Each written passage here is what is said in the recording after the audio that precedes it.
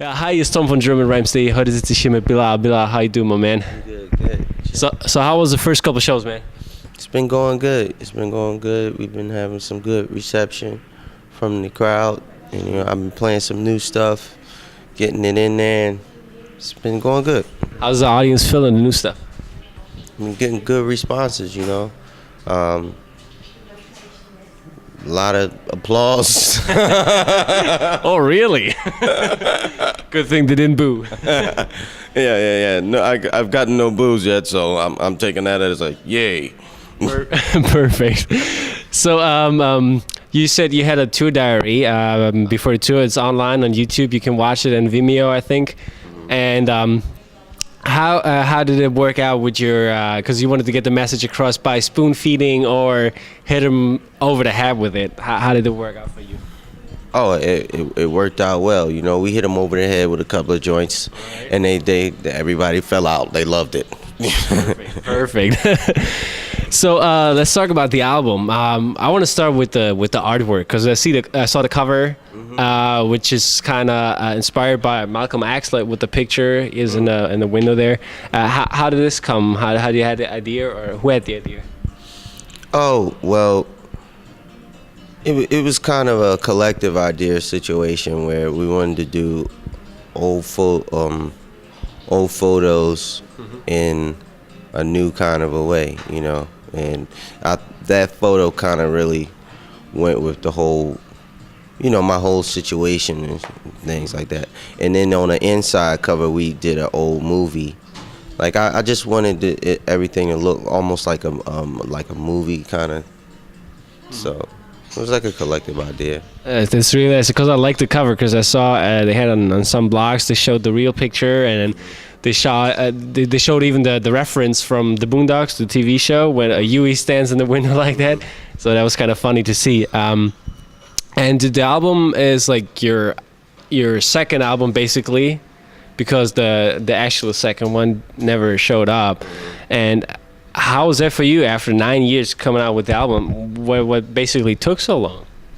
That what you just said. You know what I'm saying? Had the record get bootlegged, Love for Sale, and what happened after that was I went and it was kind of a bad situation, as far as I was bummed out, but we got a lot of love on the net from the album, reception from the record, and it gave me new life to record more. So did you ever consider like doing a remaster or whatever of the album, bring it out? Yeah. I mean, eventually I will, but I'm in that phase where I'm just like, I just want to go play some more stuff. You know what I mean? Like, I look at my inspiration like it's just like water. You know what I'm saying? It's like a cup of water. It's like a cup, and you keep it full by not holding on to it. You know what I mean? You drink and flow, right? Flow into it. Yeah. So, I don't hold on to it. It did what it was supposed to do regardless. It reached the people. They had it. That's not to say that my shit is free. But you know what I mean? I had to move on. I was in a place where I was like, but the only way I'm gonna be able to flow is to just keep going. So how from what did you get your inspiration for the new album? Well, what had happened was we were touring a lot off of the bootleg record, and it started me to start writing again, and I started coming up with ideas in a hotel on my laptop, and I would start, garage band and stuff like that, and just for myself, really, I was writing songs or whatever, and I played some of the music one day for Steve McKee and the bass player in my band, and they convinced me to start redoing some of the music in a real studio situation. and then one song was one song, and then we just started really doing music just to do it, and I just started playing, making more music again. You know, at that time I was in a situation where I didn't really, my whole sign situation was, you know, everything was really unsure. So we kind of, the album just kind of came about on some personal shit, and then it just blossomed into this, really, you know. So you were talking about GarageBand and producing, and how far were you involved, like, with the producing? Did you were you actually the producer who sat there and talked to the guys, let's put in the keys and whatever, or how was that? Yeah, every song on the album except for one came about on the piano first. So it's me just at the crib, or, you know, on the keyboard or whatever, and it came about small like that. That's one thing I could say about the songs on this record, like, they can be put in a real book situation the way I wrote them, because you could break it down. I was inspired a lot by the Beatles and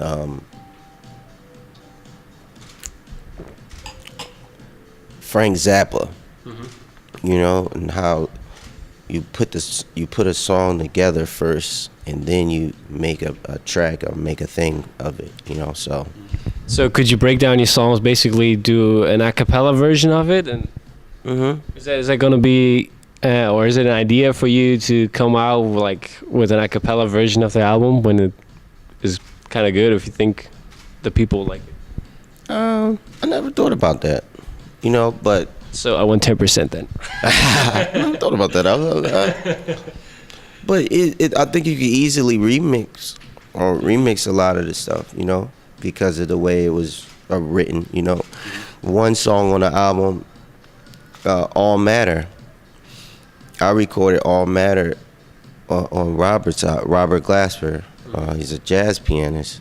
I did a version on his album. The version on this album I had recorded, you know, while we were on the road and stuff, and then he was like, "Man, I could play this in a jazz format and it would be dope." And I actually played it. You ever heard of the Blue Note? The Blue Note? The Blue Note, yeah. I played it at the Blue Note in a jazz type of vibe, and then people loved it. Yeah, a lot of the records, like, we can put it in any genre, you know what I'm saying, because of the way it's written. So it sounds very interesting. I mean, to see all those different genres like coming out with your album. I mean, could be even a remix contest for all the cats out there. They want to do it, of course. Yeah. So, how's it with you? Because, like, you in the meantime, during your second album and the new one, you did a lot of features. But what do you like more, to do your own stuff or to be a feature artist? I like to do my own thing, of course, you know, but at the time that I was doing a lot of features, once again, that was really at a time where I wasn't really signed, you know. I wasn't on Interscope anymore, and those type of things were really keeping me alive and keeping money in my pocket, really, you know, keep it real. So how's that new label situation working out with Pluck Research? It's a cool situation, you know, because it's independent, you know. I can really just do my own thing and be creative, you know, and not really have to worry about, you know, this big single type of deal where, you know, that'll be the catalyst of putting the album out. You have to have a single and a radio tune, you know. I don't think the industry is that way anymore, you know what I mean? You can kind of put something out with a dope viral campaign and some cool things like that, and hire the same people that a label would, you know, and do it yourself. It's maybe even more fresh because, like, it's new people with different ideas and not those same people doing it over and over. Yeah, you don't need You don't need to go that same route to sell records anymore. I don't think. Yeah. Same here. So I overheard earlier that you moved from Philadelphia to New York. So how's that working out for you? Well, I've been in New York for a while now. Yeah, because I went to college in New York. Oh. Mm-hmm. Didn't know that. So what did you study, or what did you major in? Or is it over yet, or are you still? Oh, dude, that was years ago. Like, I moved to New York in 98, maybe. All right, yeah, that's long ago. So you major in fine arts, or? Oh, yeah, it was a performing arts type of school. It was new school, social research. All right. So I went to the jazz department. Sounds nice. So did you move back now, or do you still live in New York then? I'm still in New York. So do you feel you were born and raised in Philadelphia? Is that right? Mm-hmm. So is this different for you being now in New York instead of your hometown, and like the musical influence in Philadelphia? You can't say no to that. So that's what. Not going nowhere. You know, I'm from Philly. You know, and everything that you experience as a child is a part of you. You know what I'm saying? I don't really feel like I'm. Do you know how close Philadelphia is to New York? Yeah, kind of close. Yeah. It's like, you know, I'm the whole record my new record I recorded in New York, in Philly. You know what I'm saying? I really never been to Philly, so I just been to New York and all the other cities. Yeah. But so I don't know how the flavor is. How's the flavor? I mean, the music scene is it different or is it the same? It's the music scene in Philly is kind of, I would say, smaller, but it's. I mean, is the vibe the same or? No, the cats in Philly is I would say a more soulful kind of sound, but you know, every scene, everybody has a different scene. Like, I moved to New York because of the jazz scene, like, you know what I mean? I wanted to be around a lot of the jazz musicians that were up there at the time, you know, like Roy Hargrove, and you know, I went to a jazz school, so I like to go to different jazz clubs and stuff and see music on a different type of scale like that, and you don't get to see as much like live music I get in Philly, you know. There's only like 2 clubs there now, you know. Do you like doing jazz standards? Yeah. Is it on your album? Did you ever think about like involving that, doing some kind of? Yeah, well, that's the type of music I feel that I try to do, you know, like mix all different kind of sounds and inspirations into that kind of thing that I'm doing, you know. I would someday, I may even do a whole standards record, you know, but right now I'm just inspired to kind of mix that jazz with that funk, you know, with that hip hop, you know, and with the classical stuff, because I've been in classical when I was in high school, like, you know, so I'm at a place right now where I just want to mix everything into one kind of a sound, like, you know. So, what are your future plans? What are your expectations of the album coming out in September? Oh man, I'm excited, dude. Like, I went in, you know, creatively, and I played a lot on this record too, you know, and I'm excited about this new material. So I'm excited to play and just do it. Is it going to be a full tour again, or like a world tour or whatever? When the album comes out?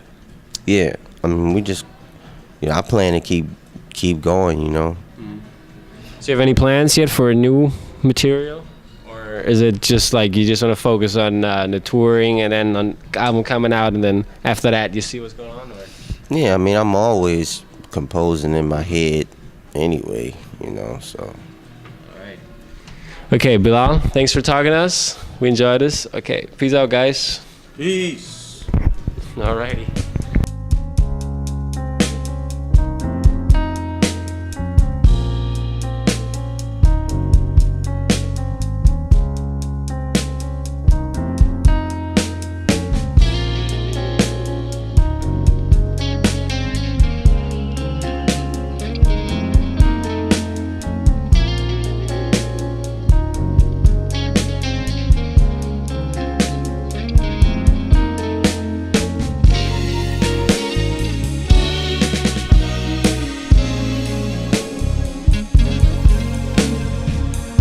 They say it's gonna take a miracle to bring it back again.